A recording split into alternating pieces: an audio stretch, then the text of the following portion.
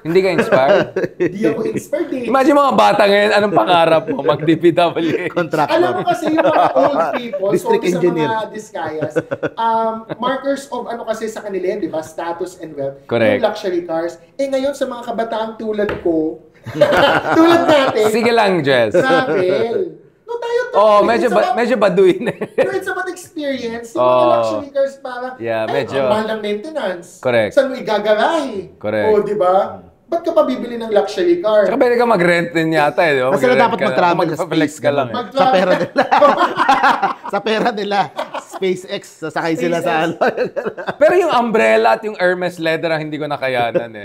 Kasi hindi ko pa alam, nung nag-usap tayo, sabi niya, alam ko, Richard, hindi ka mayaman. Ito ang explain ko sa kailangan mo ng 40 different version kasi yung iba may umbrella, yung isa walang umbrella, yung isa Hermes, yung isa Ferragamo. Yes. Sorry! Hindi mo alam, nanay ka ba? May chiller. Yung isang person. Oh, may ride glass na Naging ano tuloy yung mga car vlogs. Naging ano siya ng content ng car vlogs. Oh my God, grabe pala, hindi ko alam. Grabe, ang daming versions. Hindi ka kasi bilyonaryo. I'm sorry, I'm a normal person. I'm a normal Pero person. bilyonaryo ka. Not even. Utang. Charot lang. By the way, akong taklesa ako Sabihan nyo lang kung stop na. Alam ko, accountant yung kapatid mo, kausapin natin. Bilyonaryo. Yes siya, sorry. And lahat ng tao have a right to be a millionaire. Mapapasok Basta ko- maayos, malinis. Of course. Oh. No, ako kasi, yung billionaire, ano na yun, excessive eh. That's why we have to tax the rich, we have to have a wealth tax. Ibang usapan na yun. Billionaires, Hindi tayo galit sa valid. mayaman, pero sana Correct. naman, di ba? Medyo, Correct. wag 40 cars. Pero si Julius, may interview siya sa isang congressman, alam ko, 30 yung cars niya. Purong puti pa yung iba. Parang, kailangan natin na maraming lifestyle check mangyari sa mga panahon ngayon. Anyway, Mark, so, ano yung pinaka-highlight dun sa interview ng Vico? Kasi we're gonna go to the man who stole the news cycle from you and Vico, General Torre, very shortly. Ano yung mga highlights dun sa interview? And what are your hopes for Vico? Kasi ako, ang worry ko lang is, we put all our hopes in one man, and no man is perfect, or I don't think that's how democracy works. Like, in what sense can Vico be, kumbaga, isang inspirasyon, for really a generation of great leaders, change makers, kumbaga, di ba? Yeah, inspirational na tayo. Kagabi, pinag-usapan ko din kasi may mga tumitira na din kay Mayor Vico coming from the DDS side. Sabi nila. May asukal dyan. Kumbaga, Ano sinasabi ng DDS? sinasabi nila na parang, yan, yung kay Vico, kaya maingay ngayon. For 2028, may ganito silang plano, may mga ganong. Thanks, bro. So, sa akin, ang isang Layo criticism pa ng 2028 para mag-ingay siya Saka ngayon. hindi siya, never naman siyang naalis sa limelight. Ilang months siya short? Ang 6 months? Almost 1 year, yeah. Ang criticism kay Mayor Vico naman, hindi siya nakikialam sa mga national issues eh. Yun naman ang, di ba, kahit ng mga previous elections. Or hindi siya nakipag-solidarity daw sa mga pink Oo. nung time na banggaan talaga. Oo, yun naman ang nagiging criticism kay In fairness. kay Mayor Vico, di ba? Yun Just ang to be inaano clear, nila. yeah. Ko na yan. Bakit siya sinasabi nung mga DDS, bakit katahimik sa abuses ng Marcos admin? Diba, yung mga abuses din naman ng Duterte admin, wala din naman tayo masyadong narinig kay Mayor Vico. Pero ang sinasabi ko, siguro, we all have our role to play. Ang role ni Mayor Vico is to be a sort of role model for what an ideal LGU mayor looks like or acts or kung paano Kasi, kumbaga, he speaks through his actions.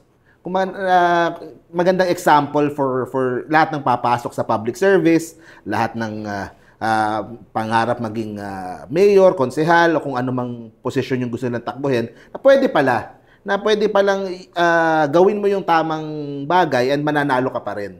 So I think yun ang role ni Mayor Vico ngayon eh. Yun yung kanyang nagiging And ganun talaga pag mayor, you have to be more local. Kasi ang hard to navigate national politics kaso local. Correct. Naapektuhan eh. Oo, maapektuhan yung Oo. local politics eh. I mean yung welfare Correct. ng tao hindi yung politika mo as a mayor. Just to justify as well, di ba? Si Mayor Lenny, nung mas naging mayor na siya, she's steering away From national issues. National issues. Kasi talagang ang role niya, ang kanyang constituency, kanino siya may utang na loob, kanino siya may obligation. It's to the people of Naga. And ang isang ano nga dyan is hindi ka naman inelect ng mga tagalungsod mo para makialam lang sa mga issue sa national. So may ganung aspect. Kami nga, hindi naman kami elected, pero may pakay kami sa buong mundo. Oo. Sana kami Echosera. At the same time nga, syempre, yung constituents mo, halo-halo din. May DDS dyan, may Pink dyan, may Loyalista dyan. So you can cater lang o you can pick sides. Exclusive. Oo. Pero yun ang isang side doon sa argument doon. Syempre, for example, yung ginagawa naman ni Mayor Magalong ngayon. He's mayor of Baguio pero nag-iingay din. So that's what I'm saying, exactly. Like, mayor naman sa Baguio pero all over the place siya. Diba? So yun ang debate or argument na nangyayari kung saan ba tama kung as mayor. Pero may decision din kay Magalong. Tahimik din siya nung Duterte time. Oo, yun. Tahimik din siya sa mga Duterte legacy ngayon. So, kamusta yung 12,000 flood control projects ni Digong? Pag-usapan. Buti pa si Lacson, 10-year period yung pinag-usapan niya. Pork barrel. Yeah, exactly. Forever. Yeah, exactly. 15 years. Pinoy, pag-usapan din natin. No problem. Ayoko yung selective No offense, Kaya we're friends, family friends. Just, I'll text Mayor, please, para hindi, medyo pangit ang dating, to be honest. Parang, Selective ang dating. So, tuloy, bati Richard Gomez, inano ka na tuloy. Nung tinanong ko si Mayor Vico, sa dulong part na to ng interview, 2028, anong plano? Right. Maiksing sagot na umiwas Kaya sinabi, hindi ko na pinrest on. Next week nga, wala pa din akong plano. Ang galing niya. Alam mo, sino? Si Vico. I asked him. Showbiz talaga yun. 2028. Okay, let's just be honest. Sorry, I caught you there. But I want you to have the last say on that. Then we'll go to my man, Torre, General Torre. No. I mean, let's be honest. Kaya nga gusto ko yung ginawa ni Vico, in spite of my appreciation, is because he's doing this for everyone else who don't have his unique, I would say, singular combination of charisma, capability, right? Like, there are not many people who have all of the above at once. May talino, may charisma, may backup. I don't think it's very replicable what he can do. But nevertheless, he can still do something for the others na hindi kuwang 100% yung mga assets niya. Yun. So, ako, kung tatanungin nyo ako sa 2028, right, tingin ko, hindi, yung iba gusto siya tumakbo as senator. Tingin ko hindi. Yeah, ayoko rin. Hindi siya Tsaka maging Soto, dalawa silang... Ayaw niya rin, ang pangit tignan, dalawang Soto. May ganung optics pa. Ang pangit. Nandun na yung tito niya, tapos andun dalawa silang nandun. Correct. So, I'm not sure na yun yung best. DLG secretary, something like that, so, maybe? Pwede siguro. Kahit, yun naman, kahit sinong presidente ang maupo sa 2028, gusto siya. Kahit sinong manalo dyan, Oo, yun lang. Malaking, that's the... Yeah, will he work with the Sara Duterte administration? Yun ang malaking tanong. Ako kasi, syempre, ipilit ko na, di ba? Ang problema ko naman kay Mayor Vico, despite all that idealism, go ahead, bro. Wala akong itatakbo na position sa 2028. It's good one hand, but it's also bad from a good governance model. Kasi I think he's in a position sana to still be relevant and make changes. Kahit ayaw niya, sabihin niya, hindi siya pang Congress, hindi siya pang congressman, hindi siya pang senator, at least you're taking one position from a corrupt person sana na mananalo, ikaw ang makakaupo, let's say senator, kung hindi man niya, ako kasi I want him to think, and okay lang kahit i-break niya yung promise, nag-promise na siya. Sa akin, okay lang yun, break mo na yung promise mo, lahat naman yan, nagbe-break ng promises Ang mas maganda sa akin, tumakbo siya for senator 2028 because just by chance, if we get a good candidate 2028 manalo presidente, he can build on that in 2034. Kasi kailangan ng good successor yung next president. Ako naman, sa akin personally, I don't think he needs to be in position to stay relevant. Kasi like sa Pasig, paano ba magandang term? Ang pangat nung sabihin na hawak niya yung Pasig. Pero kumaga, yung influence nila sa Pasig will stay Pero kahit may pwesto siya o hindi. You sitting there instead of another person na he must... Pero dangerous, that's a dangerous argument. Slippery slope yan. I saw many people jump working for Digong, working for Trump, whatever. Kasi kung wala ako dun, someone worse will be there. I'm just saying, that's an appointed official. Yeah, but what I'm saying is that medyo, but you can, you can say, instead of a Robin Hood there, maybe you want, I get it. But I think this is the perfect segue for our next topic, which is General Torre. Because the debate right now is, what should be his next step? And for the sake of transparency, I just messaged him yesterday and I talked to people in the inner sanctum of whatever is the regime right now, right? Maraming na-stress, maraming nalungkot, maraming parang ano, bakit ganun? So, ang dami ding parang chismis. ang perfunctory, 'di ba? Tapos wala pa ceremonial. on ceremony. Medyo nabastusan yung iba, 'di ba? These are people in the inner sanctum pa. Parang bakit ganun? Tapos parang may press con na parang wala naman sinabi, wala namang daw admin ng... So ano ba talaga, 'di ba? And kanina Wala nilabag na batas. Yeah, exactly. So bakit mo tinanggal? Tinanggal. Exactly. So kanina na-skip din niya yung turnover ceremony, which is quite awkward to be honest. My argument is, now Jez, I'm gonna use the mantle of your argument. He should stay in the government. I know many people are saying, parang tinapon ka lang for your dignity. Ako, simple lang argument ko. Ang dami niyang kalaban, ang dami inggit sa kanya. Maybe that also explains what happened to him, what happened to him. I think he should stay, but more important, he should stay in a position where he can use and deploy his courage and charisma for good. And that's why, katulad ng mga iba, I think if he's indeed offer proper mandate for, let's say, anti-corruption czar, flood control czar, I think he should take it. But he should make sure directly mag-report na siya kay Presidente. Wala nang mga epal na iba, walang intermediaries para wala nang problema. Secretary level. Secretary level. Pero kailangan nila ayusin yan. I mean, they have to make sure it's a secretary level position para directly report to BBM. But having said that, dahil nasunog na siya over this, I think he should be careful and he should think about not only the country, but also how we can continue to serve the country, including running in 2028. Anyway, I'm just saying, ganun ang... So, kanina lang, I was just pushing back, but I'm using the same logic. Ayaw naman, Tory for 2028. Hindi, pero ako naman, kasi if he's not... talaga. But if he's out of government, ang dami niyang kalaban niya, ayarin din siya. So I think for his own safety, better stay, but negotiate a right position. And look, cabinet position. Wala ka namang senatorial candidate for 2028 na sa admin. Mindanaoan. Aside sa admin. No, I mean, yung mga gusto natin... Di, PDP laban, ang dami lang Mindanaoan. Yung mga gusto natin na senatorial candidates, the good ones. Si Tory ang isa ano sa ka ba? I'm journalist, I'm objective. I have no preference. No, we have our personal preferences naman. Everybody has may biases. Standard tayo. May standard But ako. But we can be objective when it comes to trabaho, when it comes to commentary. Pero ako, masasabi ko siya kay Tory, no? Ang laki ng problema ko na na-fire siya. Kasi una, ang pinaka-concern ko, immediate concern, paano na yung loss sa Bongeros issue? Yes, kasi correct. I recall, one of the reasons why the witnesses or the witness came out is because may trust and tiwala kay General Torre. Right. Ngayon, I'm not saying Nartates is not credible or believable, pero yung witnesses kasi doon it's not the same. And then second, yung urgency baga ng PNP to help, I think iba pa din with Torre. So, I hope the new leadership is still as gung-ho. And we congratulate the new leadership. I have nothing against him because he was really next in line. Yes. So this is not like a weird... So, the congratulations to my fellow Ilocano. Just to play my cards well. Alam mo na, Mark. Mga Mark Gamboa moves ko yan. Akala mo, ikaw lang, Mark. Ako lang magsasabi ng mga masasama. Go ahead. Congrats, Garod. Ikaw, Ronald Llamas namin dito. My second concern ko precisely is that Correct. Meron pang unspoken or unrevealed chismis, if not fact, why Torre relieved, quote-unquote, or reassigned Nartates to Western Mindanao. Let's be real, baka may mga nalilito. Wala akong, no comment ako dyan. Huwag ka naman comment. I'm sure kung mga Go ahead! Ronald Llamas. Police or military, pag inassign ka kasi sa Western Mindanao Command, para kang quote-unquote tinatapon. It's like a punishment. So, doon talaga nag-alma si Nartates and yung group niya na PMAers, si Tory kasi PNPA. Pangatlo ko pa yun, wala pa ako doon.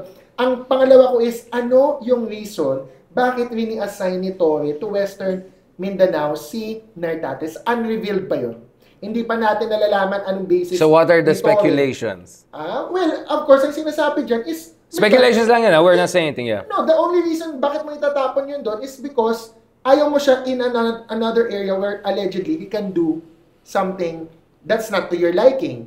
Ngayon, ang tanong, do we trust Torre to make the decision na tama yung decision niya? Because if we do, si Torre yung nagsasabi na we believe na sa tingin niya may kalokohan, si Nartates. That's from a commentary perspective lang yun. That's the only reason why, quote-unquote, itatapon mo siya. And let's be realistic as well, no? Let's be correct as well. Hindi natin sinasabi pangit ang Western Mindanao. Yun yung perception ng mga nasa na parang purge yun. Office. Yes, na tinatapon ka. it should not be a punishment, but in reality, that's how they're making it to be. Torre worked his way to the top because of his Mindanao appointment. Correct. And remember, Torre was actually meron siyang arc of redemption already. Remember, nung press con, yung may traffic accident, yung mayaman, di ba siya yung nag-over? Kumaga parang na-purge din siya in a way. I think people forget it. He was sidelined for a long time. For a while. Yeah. For a while. Actually, akala ng tao tapos ng career niya. And then the Kibuloy thing happened, he rose to the occasion. Yes. So kaya sabi ko, I believe in this guy. Sabi ni yung favorite mong attorney na walang napanalo pa. Sabi niya, ano to, Icarus. Sabi ko, hindi, Phoenix yan. This guy has a background of coming back from the ashes of defeat. Actually, lalo na kung ma-reappoint siya in a different position. But that's my second. But anyway, yeah, sorry for the detour. So ano yung issue with Nartates? Hindi pa yan revealed. Correct. Ang third dyan is yung away ng PNPA tsaka ng PMAers. And with all due respect sa mga PMAers, we love them. I salute the military. I just watch food delivery. Saludo tayo sa ating mga sundalo who defend our country, no? Pero when it comes to the PNP, I don't think talaga na we should continue with the practice of having PMAers become the PNP chief. Parate, automatic. Unfortunately for Nartates, he felt bypassed. Patapos na kasi yung mga PMAers eh. Yun nga, dikit silang dalawa. Si Nartates na yung isa sa mga huli, if not huling, PMAer. Correct. Lahat after him, PNPA na. Yeah. Ngayon, ano ba yung PNPA? Baka sabihin ng mga tao, ano ba yan? Ganun. PMAer, pag Philippine Military Academy ka, ang training sa'yo, more military mindset. And there's nothing wrong with that. Pero hindi siya fit sa PNP kasi ang PNP is supposed to be a civilian agency, civilian mindset. And yun yung tinuturo sa PNPA. Kaya nga nag-establish ng PNP Academy, separate and distinct from PMAer. So, it was a big win nung na-appoint si Torre. Tapos ngayon, mababaliktad yun na nawala yung first PNPA alumni or graduate to head the PNP. Those are my problems with the filing. Right. Ikaw, bro, what is your understanding again of the whole? How shocking it was. I know you were still in the afterglow of your #1 podcast in the universe. You were still checking your one. Nagtatanda ko nung yung boxing match. Yung kumbaga, yung parang high niya as PNP chief Diba? Grabe. Tapos hindi, meron siya yung tumalon-talon siya, nagbabarel-barel the other day, di ba? Pero iba yung sigawan yung mga tao. Meron ka People's Champion, ganun. Nandun sa Secretary John Vic. So, I was there. Kumbaga, yun yung high. Ang taas pa nung high. Tapos biglang ganito yung mangyayari. The way na tinanggal siya Parang, syempre medyo din sa tao So, I'm not sure if it was the best way na ginawa yun. It could have been done na parang mas less na nakakahiya or less na hindi ganun kalaki yung damage na makukuha ni General Torre. Right. And kung talagang merong trabahong sa kanya or inoffer sa kanya, maganda inuna mo na yun Hindi yung naghihintay tayo, meron ba siyang bagong trabaho o hindi? O tinanggal lang siya talaga. Dapat planado na. Dapat mas planado para to save face, para hindi ganun ka. Kung talagang wala silang choice kundi palitan itong si General Torre. Ayun kasi ilan na lang yung iyan naman yung criticism ko kay PBBM na unlike Digong na meron siyang mga na-develop na mga next generation. Bataan Bongo, na Bato, Robin Hood, Robin. Sa kanya talaga. Sabi nga ni Robin na kahit sunugin mo daw, mag-aamoy sila, Duterte sila. And nakita naman natin kung gaano ka useful kay Duterte na may ganun, na meron siyang mga alter ego. Na talagang clones. Talagang nagde-defend sa kanya kahit wala na siya sa pwesto. So, yun din sana yung kay President Marcos, pero hindi... Torre could have been that. Are you saying? Oo. Dapat nga nung midterms pa lang, meron na siyang mga ganun Wala Akong #1 promoter ng idea. And to be honest about it. Pero kita... Walang bayad yan, This house puso yan, Yeah. Kita naman Kita naman yung kahalagaan. And of course, syempre, nung kay panahon ni Pinoy, di ba? May yung mga is talagang parang si Sec Llamas, di ba? He still defends yung Pinoy legacy and So kay BBM sana, si Torre sana yung isa sa mga high profile, high level na tao na gagawa nun for him. Na damage, na tamaan. So, aside from that, dagdag ko, ang nakakalungkot doon, parang somebody who risked his life, I think may risk sa life niya. Oh, When he definitely. implemented Kibuloy and Kibuloy Duterte. That's what I'm saying, bro. and the ICC warrant of Sinakyan niya arrest. yung tiger, bro. He cannot go Talagang down. siya yung Yeah. battering ram. Right. If you are the battering ram, and then ngayon parang you're dropped like a hot potato, parang ganun yung nangyari, di ba? He could have been given a more graceful exit. Siguro yun ang mas... And ang dating, parang everybody's indispensable. Sa politika kasi, of course, pwede ka naman maalis anytime. Pero sometimes, sabi mo nga, you need to cultivate yung tao mo.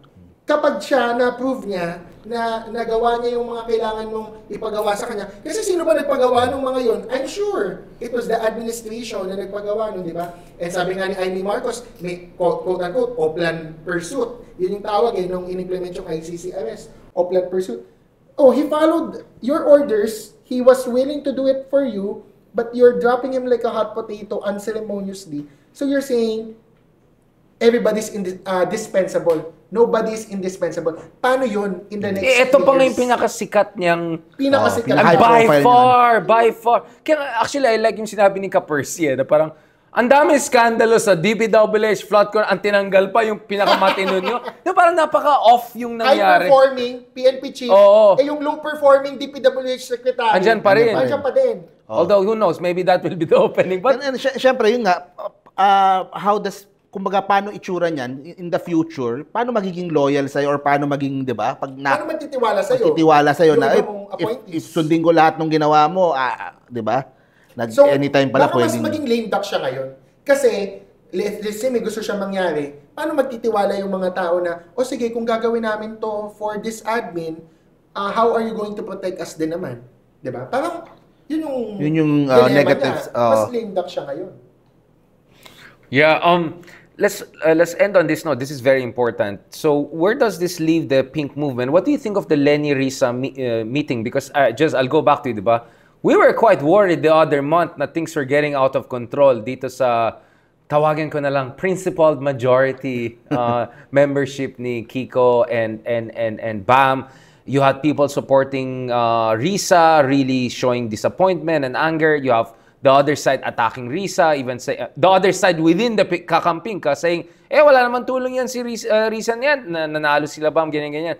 So it was getting ugly. How important do you think this meeting between Lenny and Risa was, Mark? Ako, nung buong away na yun nung sa pink side, I wasn't worried eh. Kasi alam ko ganyan din naman ang mangyayari. Kahit nung Senator Trillanes na medyo doon eh. Hindi ka worried? Alam naman nila yung mga bagay-bagay na ganun eh.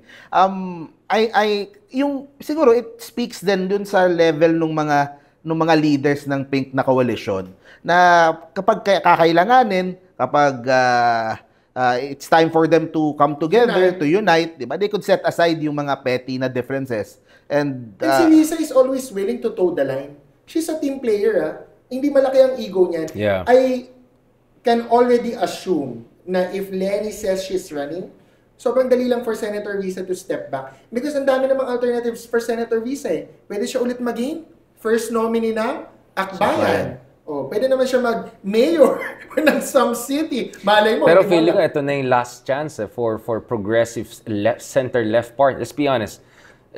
Hindi same ideologically si Lenny and Risa. Lenny is conservative on many issues. When she was asked about divorce, abortion, soggy beer. Centrist. Sobrang iba.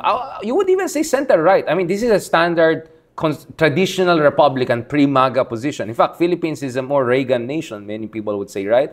Well, Risa is a standard social democratic center-left. Nagkataon lang dahil ang kalaban mo ay napaka-far-right, medyo proto-fascist na. You look so left. You all look like left. But actually, ang layo ng social stance ng liberals from the Akbayan na the Social Democrats. Eh. And I think hindi masyadong klaro sa tao yun eh. Hindi talaga. Hindi na alam ng tao at all, basically. Yung difference, I think yun ang malaking effort for Senator Risa to differentiate yung sarili niya from yung mga fellow kasama niya sa Pinks.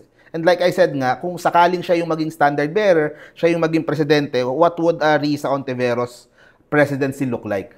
Yeah. Yun ang magandang maging klaro. From, yun nga, yung progressive na, pero I would have to disagree na na parang ito na yung, hindi, it's growing eh. Kasi yung nakikita What's ko, growing? yung, ang tawag mo Richard, baka magkamali ako ng tawag, yung progressive what do you call that? Movement. Yung liberal, yung kay Risa, yung you're saying kanina. Social Democratic, center-left, progressive. Yung basta yung progressive block as a whole. Yeah. I think it's starting to nagsisimula pa lang siyang lumaki. Right. Kasi nakikita ko of course, Akbayan number 1. Okay, yung pa lang. Right. That's Number very one big party list. number 1 party list.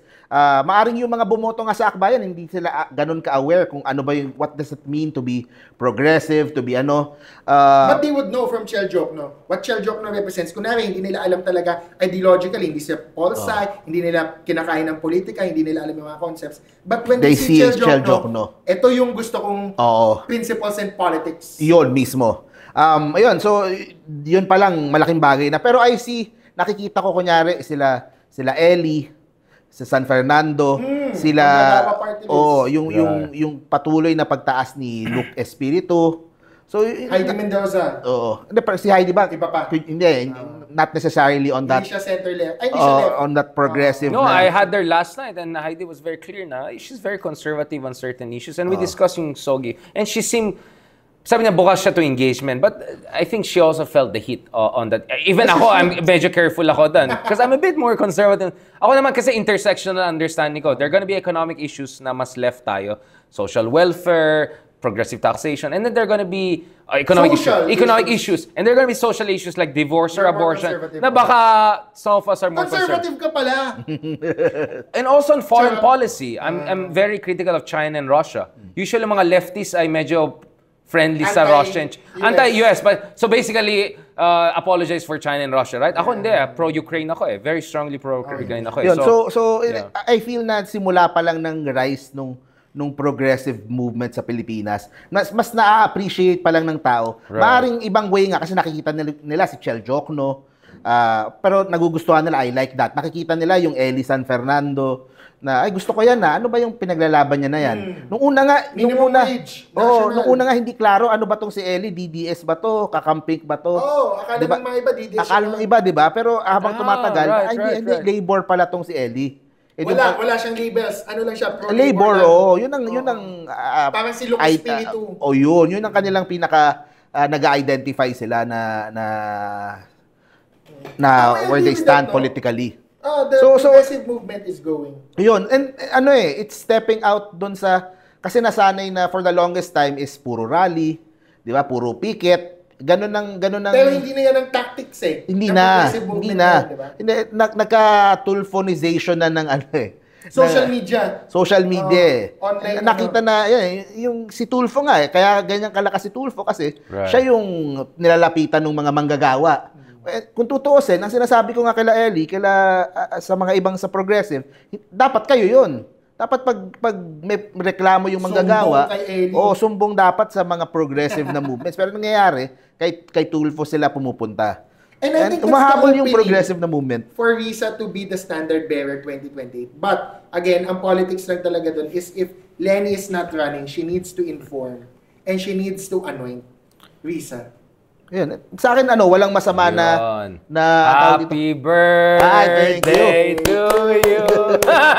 Happy birthday to you. Thank you. Happy birthday, happy birthday, happy birthday to you. Anong wish ng ating number 1 political podcaster? Wow! Teka lang. Blow muna ako. Wish. Oy, parang secret yata.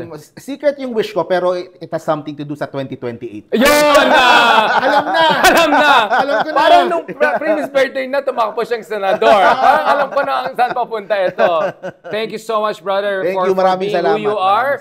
Mahal na mahal ka namin. Thank you so much for joining us also, Jez, on this fantastic time. And of course, ito mga the best natin, mga kaibigan na yan.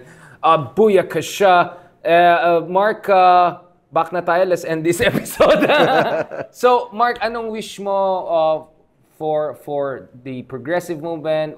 Ano bang advice mo? Kasi you always love ka ng mga followers namin. Ang tawag sa kanya, Attorney Mark. Kasi sobrang sharp daw yung idea. Senator Mark. Tapos talagang yung wisdom niya practical. Kaya minsan nag-aasaran tayo, di ba? Pero alam ko naman saan gagaling. Parang ang point mo, kayo kasi nasa silo kayo, your great ideas. Kung kausapin mo yung tao dyan, ang pinapakinggan nila, my only disagreement lang siguro with you, Mark, always was, I agree with you that we have to meet people where they are, but we have to push them to somewhere better in terms of yung antas ng political literacy. No? Ang ayoko is pandering, right?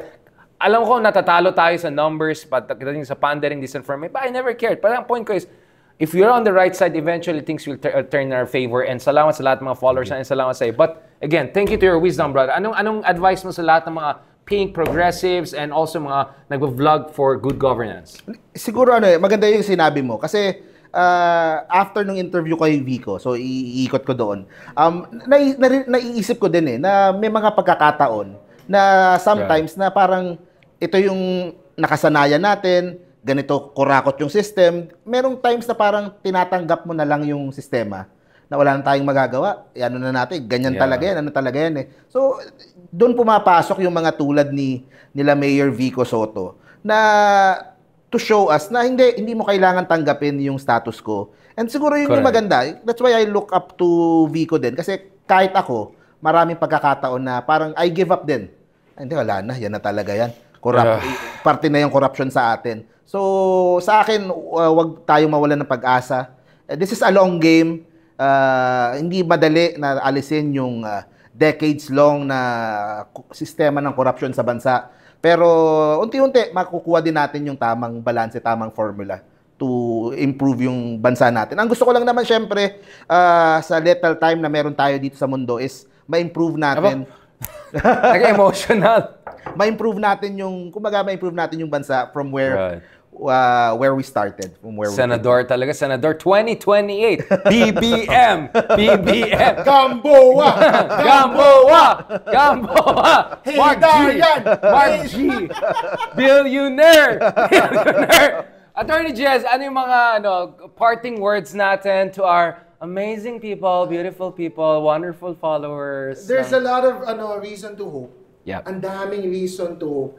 You have Mayor Vico Soto, you have Mayor Leni Robredo, you have Mayor Joy Belmonte. Ako, personally, I don't support, but some people, they find hope in Mayor Benji Magalong. That's great. Senator Risa. Ay, supporter ako ni Magalong, despite some of the critics shades ko. Yeah, you're just critical. Just to be clear, Senator Risa, Chel Jokno, Laila De Lima, etc. Leandro Leviste, despite all the faults, then you can criticize him, but he's showing na you can entrap mga nagbabribe. So, there's a lot of reason to hope. Ang hope ko na lang talaga among all of those hopeful people is that they really consolidate. Kasi ang problema sa mga good, quote-unquote, people is pag silang nag-away-away, mas madali for the bad people to consolidate. Kasi mga bad people, wala naman yung paki. Ano yan? O sige, mag-consolidate tayo basta manalo kasi tayo-tayo naman yan eh. Gagawa tayo ng masama. Pero minsan, yung good people, they can get lost in the small and petty factional issues na, hindi ka naman sa akin, hindi ka dyan, iba pa din tayo on this issue, like sabi mo, social issue, economic issue. Let's galvanize on one issue, which is good governance, clean government, para hindi tayo mabaha, makakain tayo ng maayos, makatravel tayo ng maayos, lahat may pera, hindi lang konting tao. So, there's a lot of reason to hope. You, me, we're all just trying to push the people na we're looking up to, na sana mag-consolidate sila. And let's create this grand coalition of goodness. Falsis 2028. Yun! Yun. Or campaign manager natin. Campaign strategies. Ito na. Bumubuo na tayo. All the money without the blame. Yun, strategies. Dami naghahanap buhay sa show na ito. I think we can close it on that note before we say self-compromising things. Baka Sara, this guy tayo biglang. DPW. This episode was brought to you by DPW. Sino bang sponsor mo? Wala eh. Wow. Sariling sikap. Hindi rin eh. Ako yung sponsor nila eh. On that very, I would say, practical note, thank you very much to our fantastic guests, Mark Gamboa, number one political podcaster at number one public interest lawyer ng buong Pilipinas, Jez Valdez. Thank you so much for that fantastic episode. And of course, kay Boss RJ Dan, buya ka siya para sa bayan. And General Torre, kunin mo na yan. Kaya yan. There's a way back. You were a phoenix and you remain as a I-guess phoenix. mo kaya siya? Oo. I-outscoop ko naman tong ito. So, kailangan ko yata ng security. Marami mabangga dyan. Questions. Magsisend ako ng questions. Pero walang bayad yan, ha? Libreng-libreng bagay. Dami naman views, hindi na kailangan ng bayad. Thank you very much, guys. And on that episode, special combination episode, Quadcom, Tricom, Models of Manila, FYI, Deep Dive. Bahala na yung kabilang channel. Thank you very much.